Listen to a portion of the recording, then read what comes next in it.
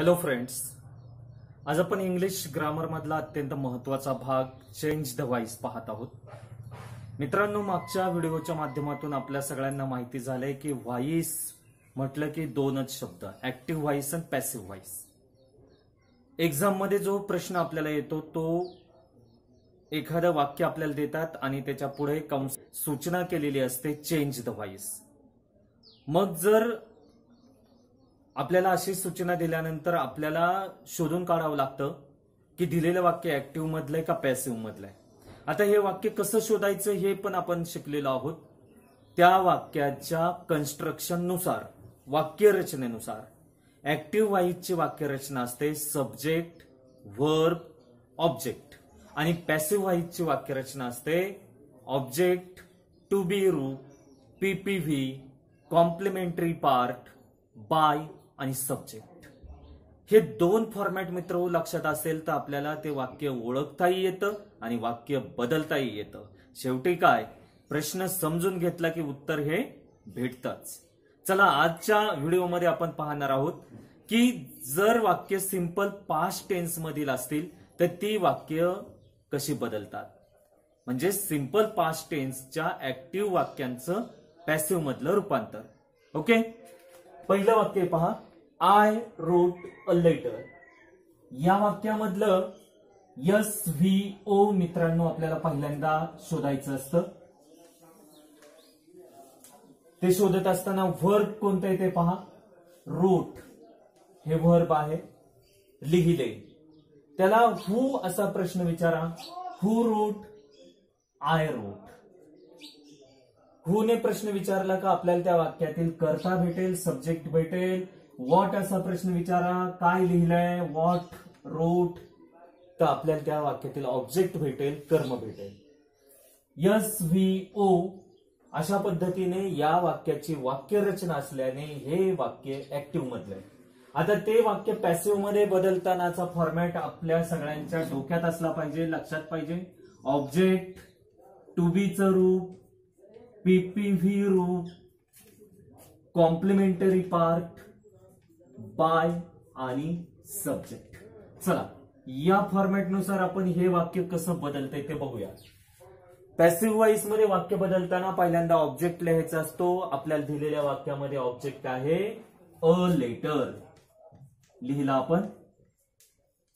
त्यानंतर to be रूप आणि पीपीव्ही रूप हे दोनही रूप लिहिताना दिलेल्या वाक्यातील व्हर्ब पाहायचं. रूट आहे, लिहिले, राईटचा भूतकाळ आहे म्हणून भूतकाळातली टू बीची रूपे लिहायची मित्र हो, वॉज किंवा वेअर. मग अ लेटर याच्या पुढे वॉज येतं की वेअर येतं हे बारकाईने पहा आणि त्या पद्धतीने लिहा. अ लेटर हे सिंग्युलर आहे, एकवचन आहे म्हणून त्याच्या पुढे येते वॉज. टू बीचं रूप लिहिल्याच्या नंतर आपल्याला लिहायचं असतं या क्रियापदाचं तिसरं रूप, पीपीव्ही रूप. आपल्या सगळ्यांना माहितीये राईट, त्याचा भूतकाळ रोट आणि पीपीव्ही रूप आहे रिटर्न. पीपीव्ही रूप लिहिल्याच्या नंतर पुढे पहा कॉम्प्लिमेंटरी पार्ट आपल्याला लिहायचा असतो. सब्जेक्ट, व्हर्ब, ऑब्जेक्ट हे सोडून जर इतर शब्द असतील तर त्यांना आपण पूरक भाग म्हणतो, कॉम्प्लिमेंटरी पार्ट म्हणतो. तर या वाक्यात तसा नाहीये भाग.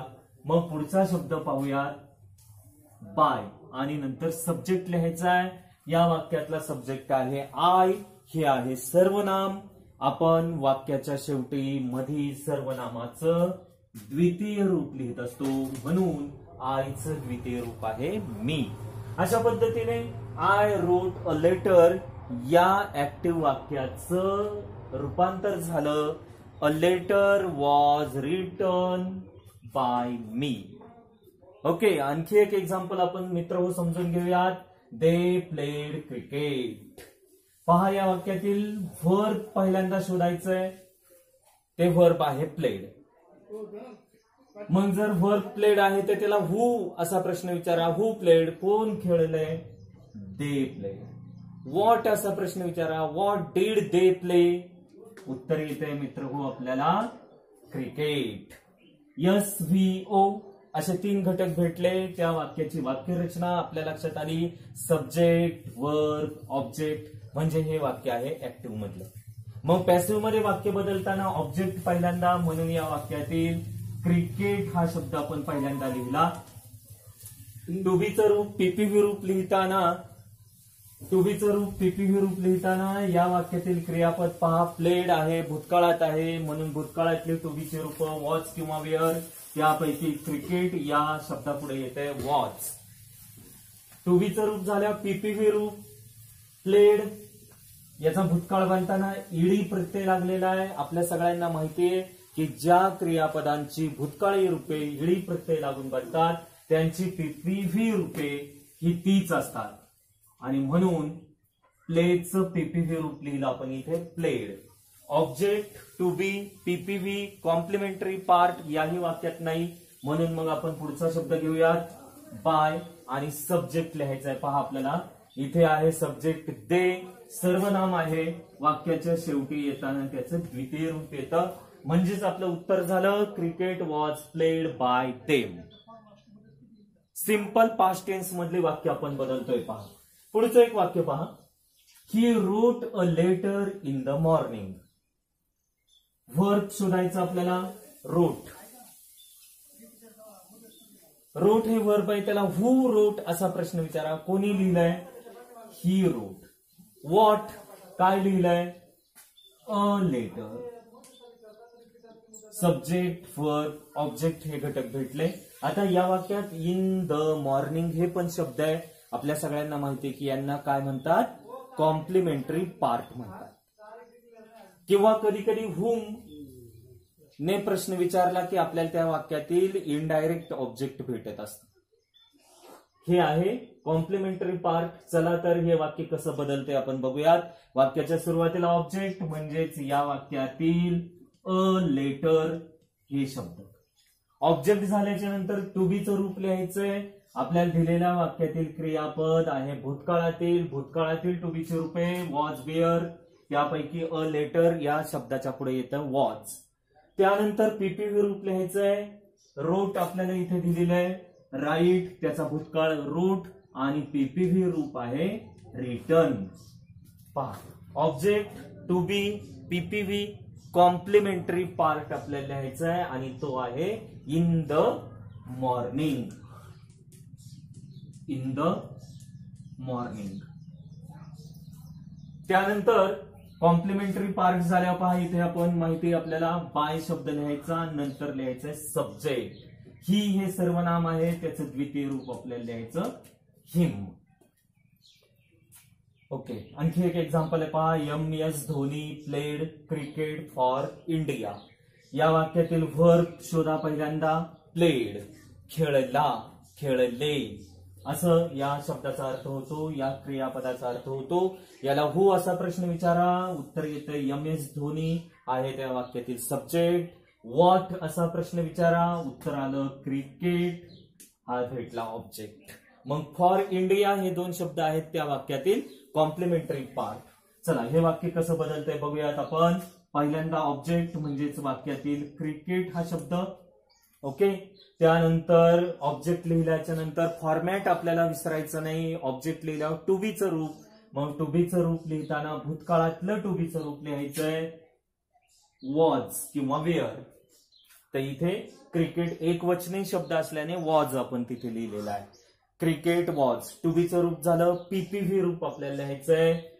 पुन्हा एकदा प्लेड हे भूतकाळी रूप बनताना ईडी प्रत्यय लागलेला आहे, म्हणून त्याचं पीपीव्ही रूप सुद्धा तेच.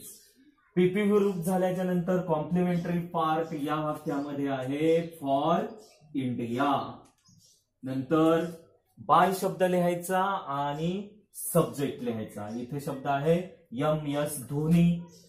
तर हे नाऊन आहे, नाम आहे, त्यामुळे तोच शब्द आपल्याला तिथे लिहायचा. या आधीच्या वाक्यांमध्ये सर्व नामं होती, आपण त्याची द्वितीय रूप लिहिलेली आहे. परंतु आता या वाक्यामध्ये नाम आहे, ते नाम आहे तसं आपल्याला लिहायचं आहे. म्हणजेच या वाक्याचं उत्तर पहा कसं झालंय. Cricket was played for India by MS Dhoni. पुढचं वाक्य आपण बघूयात. Our English teacher taught us a new lesson. वाक्यातील वाक्य कोणते असो मित्र, आपल्याला त्या वाक्यातील SVO 3 घटक शोधायचे. त्यामध्ये पहिल्यांदा शोधायचे व्हर्ब. टॉट हे आहे त्या वाक्यातील व्हर्ब. शिकविले. हु टॉट, कोणी शिकवले? अवर इंग्लिश टीचर हा त्या वाक्यातील भेटला आपल्याला सब्जेक्ट. व्हॉट काय शिकवलंय? अ न्यू लेसन हे ऑब्जेक्ट आहे. आणखी एक ऑब्जेक्ट आहे मित्रांनो, तो म्हणजे शब्द अस. पण जेव्हा व्हॉट ने आपण प्रश्न विचारून उत्तर येतं ते असतं डायरेक्ट ऑब्जेक्ट. आणि हुम कोणाला शिकवलं? आम्हाला शिकवलं हे आहे त्या वाक्यातील इनडायरेक्ट ऑब्जेक्ट. मग या दोन पैकी कोणतेही एक ऑब्जेक्ट आपण सुरुवातीला घेऊन वाक्य बदलू शकतो. पहा, आपण पहिल्यांदा इनडायरेक्ट ऑब्जेक्ट जे आहे ते सुरुवातीला घेऊन वाक्य बदलूयात. पॅसिव्ह व्हॉइस मध्ये हे वाक्य बदलताना सुरुवातीला ऑब्जेक्ट लिहायचा. आपल्या वाक्यातील ऑब्जेक्ट आहे अस, पण वाक्याच्या सुरुवातीला त्याचं पहिलं रूप येतं. आपल्या सगळ्यांना माहिती येते. ऑब्जेक्ट लिहिल्याच्या नंतर टू बीचं रूप लिहायचंय. टॉट हे क्रियापद आहे वाक्यातील, ते भूतकाळात आहे म्हणून भूतकाळातले टू बीचे रूपे वॉज किंवा वेअर. आता वी अनेक वचन असल्याने त्याच्या पुढे वेअर लिहिलं. त्यानंतर पीपीव्ही रूप टीच, त्याचा भूतकाळ टॉट होतो आणि पीपीव्ही रूप सुद्धा त्याचा आहे टॉट. वी वेअर टॉट. ऑब्जेक्ट टू बी पीपीव्ही रूप लिहिल्यावर कॉम्प्लिमेंटरी पार्ट पहा. अ न्यू लेसन.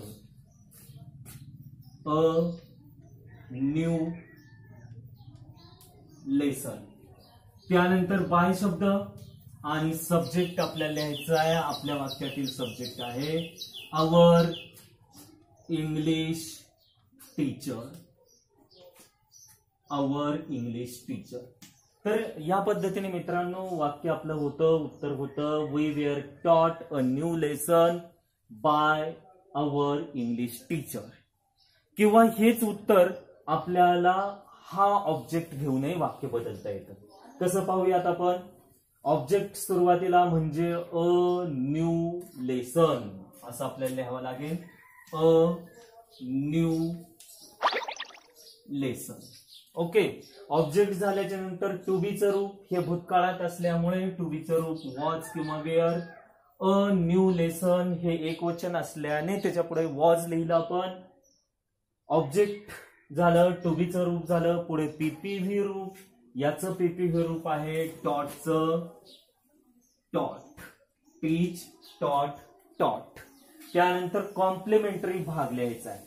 पहा, आपण आपल्या वाक्यातील अ न्यू लेसन हा ऑब्जेक्ट सुरुवातीला घेतलेला आहे म्हणजे अस हा जो राहिलेला ऑब्जेक्ट आहे तो बनलाय. तो आहे कॉम्प्लिमेंटरी पार्ट आणि म्हणून आपण इथे लिहायचंय टू अस. टू हे प्रिपोजिशन त्या वाक्याचा अर्थ योग्य होण्यासाठी आपल्याला लिहावं लागतं. तिथे त्याची आवश्यकता आहे म्हणून आपण टू अस असं लिहिलेलं आहे. अ न्यू लेसन वॉज टॉट टू अस. त्यानंतर लिहित असतो आपण बाय आणि नंतर लिहायचंय आपल्याला subject our English teacher. Our English teacher. Okay. तर या दोन पद्धतीने मित्रांनो या वाक्याचा बदल होतो. त्यानंतर पुढचं एक वाक्य पहा. Akash gave them tips of success. ते वाक्य कसं बदलतं ते आपण लगेच जाणून घेऊयात. त्यासाठी पहा, आपल्याला त्या वाक्यातील नेहमीप्रमाणे सब्जेक्ट व्हर्ब ऑब्जेक्ट हे 3 घटक शोधायचे. या वाक्यातील व्हर्ब आहे गेव. दिले. Who Akash. Subject. What did Akash give. आकाशने काय दिलंय? Tips of success. हे झालं ऑब्जेक्ट. डायरेक्ट ऑब्जेक्ट म्हणूयात आपण त्याला. व्हॉटने प्रश्न विचारल्यावर आणि हुम कोणाला दिलाय? देम. हे झालं त्या वाक्यातील इनडायरेक्ट ऑब्जेक्ट. मग आता दोन पैकी कोणते ऑब्जेक्ट सुरुवातीला घेऊ? समजा आपण हे टिप्स ऑफ सक्सेस घेऊयात. मग ते सुरुवातीला लिहिलं tips of success. Tips of success. Object लिहिलं. टू बीचं रूप आपल्याला लिहायचंय. पहा, दिलेलं वाक्य भूतकाळात असल्याने टू बीचं रूप वॉज किंवा वेअर. टिप्स ऑफ सक्सेस हे अनेक वचन आहे म्हणून तिथे अनेक वचनी टू बीचं रूप वेअर. पीपीव्ही रूप आपल्याला लिहायचंय गिव्ह चा भूतकाळ आपल्याला या वाक्यात दिलेला आहे गेव, मग त्याचं पीपीव्ही रूप आहे मित्रहो given. Tips of success were given ओ टू बी पीपीव्ही इथपर्यंत आपण लिहिलं. त्यानंतर लिहायचंय कॉम्प्लिमेंटरी पार्ट. पहा देम आहे, सर्वनाम आहे तिथे, म्हणून आपण पॅसिव्ह व्हॉइस लिहिताना किंवा पॅसिव्ह व्हॉइस मध्ये ते सर्वनाम घेताना टू देम असं घ्यायचंय. त्यानंतर बाय आणि सब्जेक्ट, बाय आणि नंतर त्याचा सब्जेक्ट आहे त्या वाक्यातला आकाश. ओके, जसं टिप्स ऑफ सक्सेस हे ऑब्जेक्ट घेऊन आपण वाक्य बदललं त्याचप्रमाणे देम हे इनडायरेक्ट ऑब्जेक्ट घेऊन देखील वाक्य बदलता येतं. मग ते कसं बदलतात तर फक्त सुरुवातीला आपण जे टिप्स ऑफ सक्सेस घेतलेले आहे त्याऐवजी हे सर्वनाम घ्यायचंय देम. वाक्याच्या सुरुवातीला येताना पहिलं रूप येतं देम. नेहमीप्रमाणेच टू बीचं रूप हे भूतकाळात आहे म्हणून भूतकाळातली टू बीची रूपे वॉज किंवा वेअर.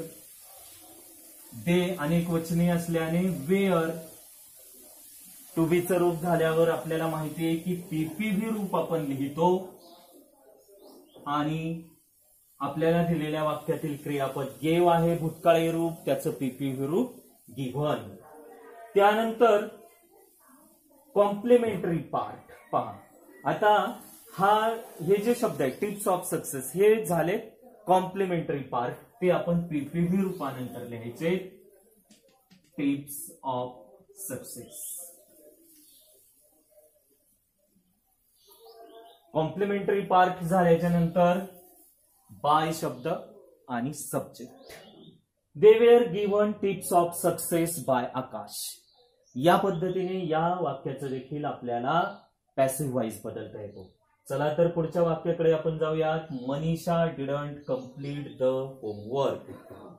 हे वाक्य पास्ट टेन्स मधलंय पण नकारार्थी वाक्य आहे, निगेटिव्ह असलेले हे वाक्य. ह्या वाक्याचा बदल कसा होतो बघूयात. डिडंट कम्प्लीट हा आहे या वाक्यातील वर्ब. याला प्रश्न विचारूयात, हु डिडंट कम्प्लीट, कोणी पूर्ण केलं नाही? Manisha. What? The homework.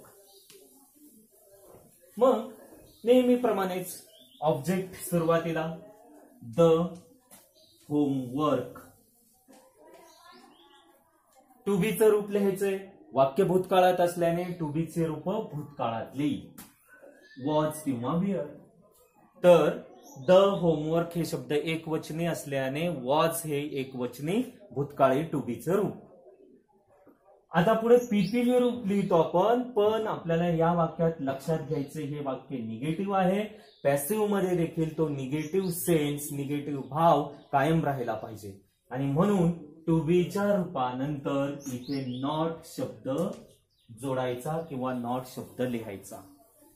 Wasn't लिहा किंवा वॉज नॉट लिहिलं तरी चालतं. त्यानंतर पीपीव्ही रूप लिहायचंय. या वाक्यातलं क्रियापद आहे कम्प्लीट, त्याचं पीपीव्ही रूप लिहायचंय. पहा आपल्याला भूतकाळी रूप होतं त्याचं कम्प्लिटेड, मग पीपीव्ही रूप सुद्धा कम्प्लिटेड. पीपीव्ही रूप झाल्याच्या नंतर बाय आणि सब्जेक्ट आहे त्या वाक्यातील मनीषा. आणखी एक निगेटिव्ह असलेलं वाक्य पहा, you didn't attend the online lecture. Didn't attend हे झालं वर्ब, यू हा त्या वाक्यातील सब्जेक्ट आहे. यू डिडंट अटेंड, तू अटेंड केलं नव्हते काय? The online lecture. सहज मित्र हो आपल्याला सोडवता येतं की ऑब्जेक्ट सुरुवातीला म्हणजे हे शब्द the online lecture. Okay. To बीचं रूप पीपीव्ही रूप. मग टू बीचं रूप इथे लिहिताना भूतकाळातलं वॉज किंवा वेअर, पण हे एकवचनी सब्जेक्ट आहे, एकवचनी शब्द आहे म्हणून वॉज. त्यानंतर हे वाक्य निगेटिव्ह आहे म्हणून वॉजला नॉट शब्द जोडायचा आहे, वॉजंट किंवा वॉज नॉट. टू बीचं रूप लिहिल्याच्या नंतर नॉट शब्द जोडल्याच्या नंतर त्या वाक्यातील क्रियापदाचं तिसरं रूप आपल्याला लिहायचंय अटेंडेड. अटेंडेड. ते झाल्यावर कॉम्प्लिमेंटरी पार्ट आहे का पाहायचा, नसेल तर पुढचे शब्द बाय आणि सब्जेक्ट. आता यू हे सर्वनाम आहे आणि त्याचं द्वितीय रूप तेच होतं. प्रश्नार्थक वाक्य असेल तर त्याचं व्हॉइस कसा बदलतो हे पाहूया. मित्रो, हे कदाचित 9वी 10वीला नसेल, पण कॉम्पिटेटिव्ह एक्झाम मध्ये किंवा पुढच्या वर्गांमध्ये तुम्हाला याचा नक्की उपयोग होईल की एखादं प्रश्नार्थक वाक्य आहे त्या वाक्याचा व्हॉइस कसा बदलला जातो. पहा, पहिलं वाक्य इथे, did you attend the class. मग या वाक्यातील सब्जेक्ट, वर्ब, ऑब्जेक्ट नेहमीप्रमाणे आपल्याला शोधायचे आहेत, पण त्याच्या अगोदर या दिलेल्या येस नो टाईप प्रश्नाचं वाक्य आपण बदलूया. पहा, वाक्य बदलताना यू हा जो सब्जेक्ट आहे तो सुरुवातीला आपण घेतला. डीड, अटेंड यांचं एकत्रितपणे अटेंडचं भूतकाळी रूप लिहिलं आपण अटेंडेड. You attended. त्यानंतर पुढचं आहे द क्लास. वाक्य केलं आपण. ही क्रिया ऑन पेपर करू शकता किंवा मनातल्या मनात करू शकता. त्यानंतर नेहमीप्रमाणे यातलं वर्ब अटेंडेड शोधायचंय आपल्याला. वर्ब शोधलं, हू अटेंडेड, यू. सब्जेक्ट शोधला आणि ऑब्जेक्ट शोधायचा आहे व्हॉट, द क्लास. उत्तर नेहमीप्रमाणे ऑब्जेक्ट सुरुवातीला म्हणजे द क्लास. टू बीचं रूप लिहायचंय आपल्याला. हे भूतकाळात असल्याने वॉज किंवा वेअर, द क्लास वॉज. पीपीव्ही रूप लिहायचं क्रियापदाचं अटेंडेड. कॉम्प्लिमेंटरी पार्ट या वाक्यात नाही, असेल तर तो लिहावा लागतो आपल्याला. त्यानंतर बाय शब्द लिहायचा आणि प्रोनाउन लिहायचं, सर्वनाम लिहायचं यू. त्याचं द्वितीय रूप आहे यू. हे वाक्याचं पॅसिव्ह व्हॉइस करणं आपल्याला माहितीये. मग आपल्याला तर प्रश्न दिलेला होता, प्रश्नाचा पॅसिव्ह व्हॉइस झाला पाहिजे आणि मग तो बनवताना काय करायचं मित्र, फक्त या वाक्यातील हेल्पिंग वर्ब जे आहे ते सुरुवातीला लिहायचं. म्हणजेच वॉज हे सुरुवातीला लिहायचं आणि वाक्याच्या शेवटी प्रश्नचिन्ह द्यायचं. इतकी सोपी आयडिया आहे. Was the class attend by you.